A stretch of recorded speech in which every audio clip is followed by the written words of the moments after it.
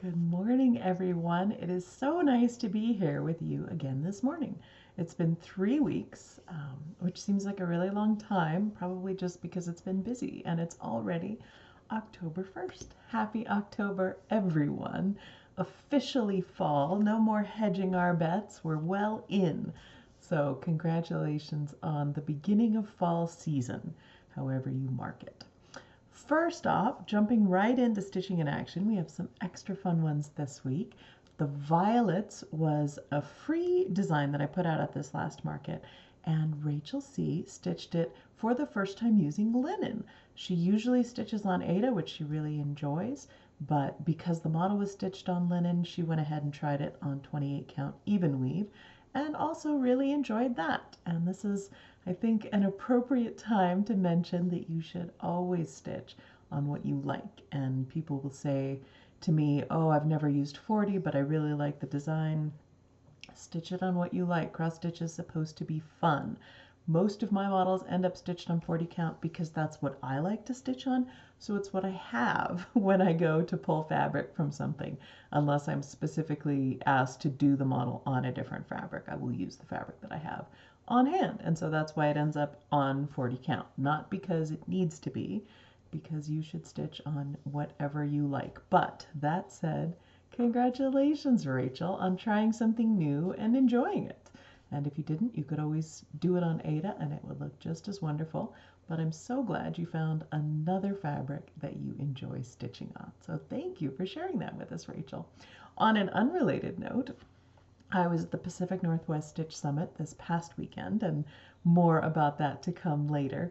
But Audrey, Stitchy Witch, gave me this little pillow that she stitched with the Violets freebie, and she made a little box edging for it. Isn't that pretty? Thank you so much, Audrey. I really appreciate that. And what a good conversion of a flat fabric into something even more wonderful. Next up for stitching in action, we have two from Cheryl H. She stitched both Seasons of the Heart Summer and Tudor B, and she was properly drunk with power. She put them in colors that fit with her decor and then made them into little pillows so she could enjoy them all summer, and I really love those blues. Thank you so much, Cheryl, for sharing those with us. As always, if you've stitched a blue flower design, I would love to see it, and I can share it on Flosstube, and there's also a stitching in action section on the website as well, so we can feature your fabulous creativity. What I'm stitching. First off, I did finish the Pilsner Memorial Sampler just in time for it to go to the Pacific Northwest Stitch Summit. It's the first thing I've ever had on a brag table, and I have to say, the brag table became, I think, 5 tables by the end of the event, just covered with the most beautiful stitching and creativity and lots of fun inspiration. So I didn't do as good a job of taking pictures at the event as Steph and Beth did, but fortunately they were good because I did a terrible job, although I may manage to pull together a few and post them online so you can see some of the great brag table items. Regardless, Pilsner's sampler was there. It made it safely, even though I had it packed up in a nice needle roll for the trip, and Rye stole it off my desk and played with it in the yard for quite a while before Robert noticed and rescued it from her. So Pilsner went through some extra bumps, but he's now safely with acorns and threads for finishing and framing. I have started on a new project, and this, some of you may remember, was a chart that a viewer had sent me, this old Bodleian Library Collection DMC chart, creatively called Greyhound, because if you can see, there are greyhounds actually in the border here, and I really wanted to try this.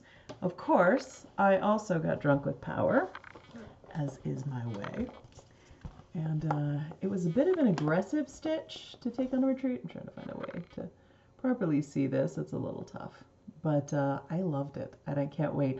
I'm going to do something different in the center, probably the names of our greyhounds with big illuminated style letters and, you know, little stitched designs of each greyhound, but I'm really enjoying this. The fabric is Lightstone from Barbaral Creations, and I don't know if you can see, it calls for some beading around the edge. I didn't do the beading. I tried it with that DMC Diamant and just stitched little Smyrna crosses instead of the beads. I really love the way it came out, and I'll try and get a closer view here in a minute. But yeah, I really, really like the effect. So I'll probably just stay with that. I won't do the metallic stitches for any of the rest of it until the whole thing is done, so that I don't have to worry about ironing the metallic threads until the very end. But yeah, overall, I'm very pleased. And we'll see if we can get a nice close look here. Those on the way they came out.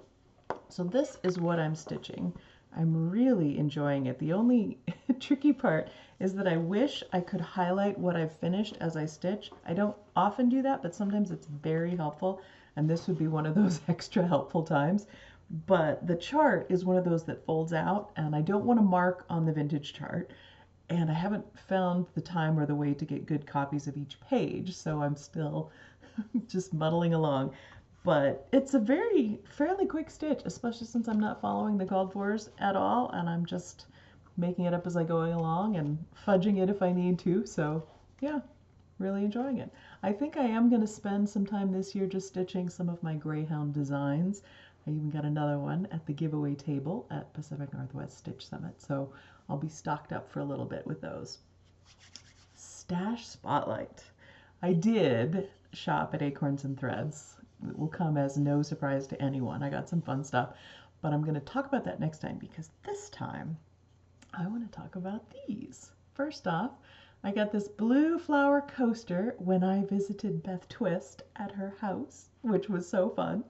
And these were made from trees that actually grew on Beth's, in her yard, essentially, her forest area. Her husband got an award for his forest management, and they have a proper forest in their yard. And so the trees that are used for things like this get cut down by him and split into appropriate sizes by him and aged and dried on their property. And then he takes his awesome laser cutting table and cuts things like, first, this coaster. We got to submit a design so he could put whatever you want on it. And then this little great iPhone stand. It's got two different backs depending on how vertical you want it to be. It's a great little beveled thing to keep it flat. And I have heard that in the future, something like this may appear on the Beth Twist website, where you can send them a design of your own, or potentially probably use some that they've already chosen. And they will make this for you. Isn't that amazing? From the trees that grew right there. So that's my Stash Spotlight. Super cool. All right.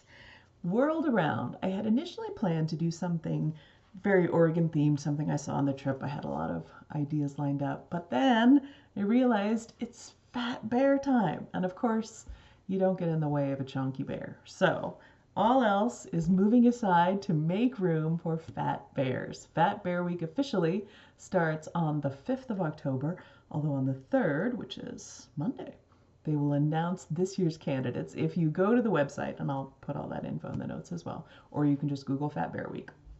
They have all of the candidates from last year, but they haven't announced this year's because they have to have good before and after pictures of each bear right in the area so that they can have them as candidates. So on the 3rd, you can see who's in the running. Beginning the 5th, you can start voting, and we'll see who is the very chunkiest, most winter-prepared bear up at Katmai National Forest. Or if you don't feel like voting, you can also just log in there, and they have lovely webcams where you can watch the bears standing around and eating everything they can get their hands on. So I always enjoy it. I hope you do too.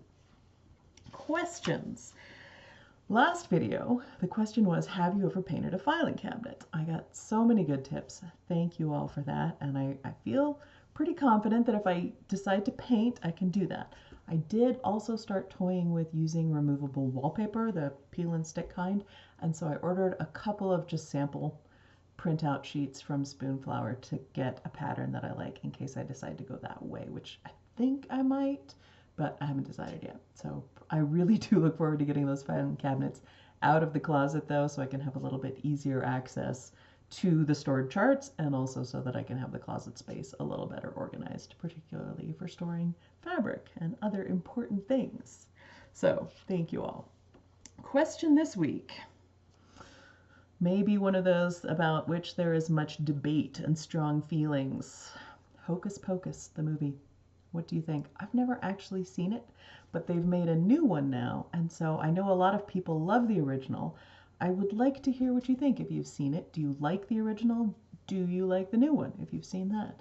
Because it's October now, and it's time to watch seasonal movies like that. So I thought that might be one that I would explore, and I wanted to hear from you why you like it or don't, whichever way. So that's the question this week. Best thing, no surprise, it's Pacific Northwest Stitch Summit. It was so much fun. For those of you who don't know, it happened last weekend at Acorns and Threads. Both Stephanie Webb and I were the featured designers, which was such a treat. I love designing with Steph whenever I get a chance. And Beth Twist not only came to the event, which was amazing, she attended, she helped us with our filming and logistics, she was wonderful, and she invited us to spend a whole day at her home, which was also wonderful. And that's where I got to see where the wood is stored and meet her chickens, explore the garden and the forest. I got to pet her cats. We ate delicious food. We looked at amazing stitching. It was a pretty wonderful day. So then at the Stitch Summit, I got to meet amazing stitchers, very creative, generous people. And the Acorns and Threads team did a wonderful job with that. It was such a good experience. And I thank you all who attended in person or on Zoom. It was really, really great to be with you. I am going to show the designs. There were two from Steph and I. So first, we had been talking probably a year ago about what kind of designs we were going to go for. And Stephanie was asking me, things about Oregon, because it's always nice to make it a little personal. And so the thing that we came up with was that Oregon, one of the things we love, it has this vast array of climates and nature all the way from what we ended up on, from the forest to the sea. So Steph did the sea portion of it with this great design. I love it. I was able to get a copy to stitch for myself, and I can't wait. Several people, including Michelle Bendy, stitched up just the whale over the weekend, and it's got some lovely beads, beautiful animals. It just does. It feels like the beach. So great work, Steph. Then I designed the forest part of it, and it's a little bit harder to see the models at Acorns and Threads there, but you can see it's full of Oregon forest themed animals, birds, trees. I got a little bit of Multnomah Falls in there. I've got Mount Hood up at the top, little beaver, all sorts of fun stuff. Then from Beth Twist and Acorns and Threads, we got two themed charts to go with it. Festive little fobs from the Seaside and the Woodlands. So, yes, anybody who attended the vet is well stocked up on forest and beach themes for a bit. Now, I know sometimes it's hard to see things at a retreat and know that you can't get them for a while. And these, for mine at least, will be available generally in a year. But in the meantime, if you want a copy of the chart, not the whole kit, but just the chart, you can contact Acorns and Threads directly, and they should be able to get that ordered for you. So I hope that helps. But it was such a wonderful event. I really enjoyed it. The Acorns and Threads staff was amazing. Everybody who attended was really sweet and wonderful, and it was such a privilege to be able to be there and to meet all of you. So thank you all. Now, on to giveaway. Last week, the giveaway was this fabulous Woodland Halloween linen from Barbaral Creations, because it's October 1st and we've officially entered Halloween prep season for anyone who's interested. The keyword to use was Halloween, and the winner is Jan Plum. So Jan, drop me an email with your address and we'll get this in the mail to you. I really look forward to seeing what you stitch on it.